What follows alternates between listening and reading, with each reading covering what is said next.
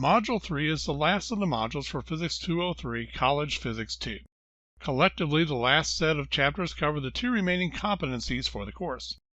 Chapter 26, as well as later chapters, address the first competency for this module. Explain the difference between classical and modern physics. Chapter 26 deals with the topic of relativity. Relativity comes in two different forms: special relativity and general relativity. Einstein's two postulates for relativity, based on his assumption that Maxwell's equations must be valid in all inertial frames, are: 1. The principle of relativity. The laws of physics are the same in all inertial systems. There is no way to detect absolute motion, and no preferred inertial systems exist. 2. The constancy of the speed of light.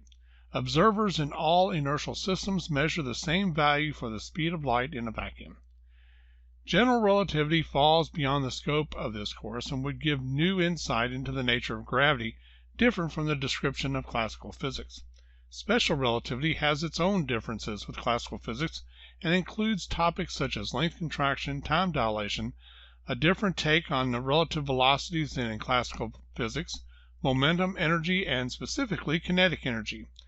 All of these topics are covered in classical physics, but in the realm of relativity take on slightly different and experimentally verified new forms. Length contraction falls out of the two postulates of relativity in showing that the length one measures of an object depends on the reference frame in which the measurement is taken. If traveling with the moving object, no difference in length is measured. But if a stationary reference frame in which the object moves, a stationary observer would measure the length of the object to be shorter in the direction of constant motion. Time also seems to depend on the reference frame in which it is measured. Measured in the moving object, time moves as is considered normal, but an observer in a stationary reference frame would measure the passage of time in the moving object as slower than the passage of time for the stationary observer. Momentum and energy take on different meanings as well, in keeping specifically with the second relativity postulate regarding the constancy of the speed of light. At speeds approaching the speed of light, both momentum and energy deviate from that as predicted by standard Newtonian mechanics, so that it is not possible to move a physical object up to the speed of light or beyond.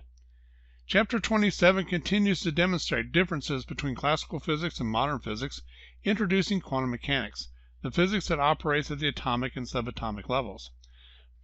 Black body radiation, introduced back in Chapter 14 in the discussion of thermal radiation, then reintroduced in Chapter 22 in the discussion of electromagnetic spectrum, could not be adequately explained using classical physics.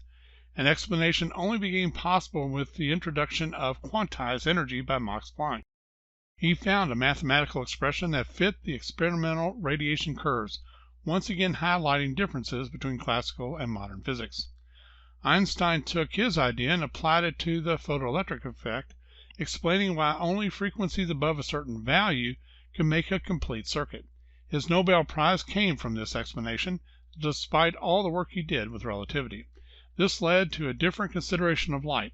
That light consisted of particles of light, photons as they are called, discrete bundles of energy.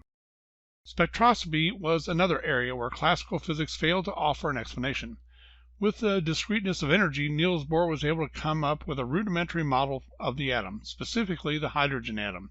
By allowing an electron to exist in discrete orbits around the nucleus, Bohr could replicate the spectrum of hydrogen, both in emission and absorption, explaining these as transitions of an electron from high orbit to lower orbit, or lower orbit to higher orbit, respectively. But there were shortcomings in his model, specifically when it came to time to explain non-hydrogen-like atoms, and more work was done. Chapter 28 takes off from this point, providing a better model for the atom that did extend to atoms not like the hydrogen. Louis de Broglie showed matter could have a wave nature in addition to its classical particle nature, mirroring what Planck had said about light having a particle nature in addition to its wave nature. De Broglie's idea helped to fix some of the shortcomings of Bohr's model. Further improvements came with Werner Heisenberg's uncertainty principle, setting limits on the ability to do physical experiments that attempt to measure simultaneously such things as position and momentum or energy and time. Wave functions were developed that could do a better job of explaining energy states of atoms than could be done with Bohr's model. Coupled with the Pauli exclusion principle, it became possible to understand the nature of the locations of electrons in different atoms.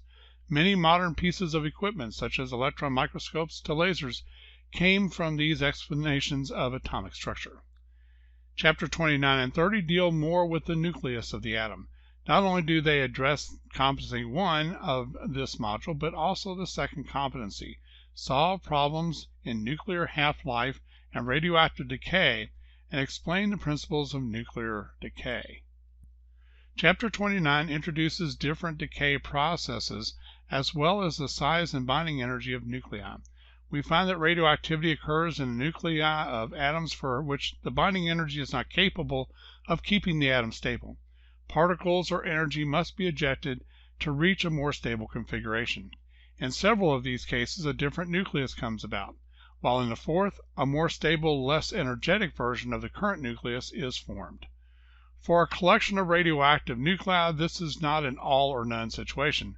Instead, there is a reduction over time of one nucleus type to another. Half-life is the measure of time it takes half of the current amount of certain radioactive nuclei to reduce its number by half, and the half-life is different for different radioactive species, some very short, some lasting millions, even billions of years. Biological exposure to the outpouring of these radioactive nuclei is a major medical field. Chapter 29 concludes with a discussion of the differences between nuclear fission and nuclear fusion. Fission is used for energy production today as well as in some weaponry. Nuclear fusion, as an energy source, currently exists only in the center of stars. Work to accomplish it here on Earth progresses as it could prove to be the ultimate replacement for fossil fuels if achieved. Chapter 30 gives one last salute to the first competency of this module by looking at the structure of the particles that make up the nucleus itself, the structure of protons and neutrons, as well as other subnuclear particles. The particles that make up these bodies are called quarks, and different combinations can yield different subnuclear particles. The forces in nature are broken down into four fundamental forces: gravity, electromagnetic, strong, and weak. The latter two hold sway over the nuclear level. The former two were dealt with throughout Physics 201 and through most of the first half of Physics 203, respectively. The electromagnetic, the strong, and the weak forces help to outline the standard model of particle physics which is used today. As outlined at the end of this chapter, the future hope is to incorporate gravity into the mix to provide an overarching theory used to explain everything from the very large scale to the very small. That, at this moment, is the holy grail of physics.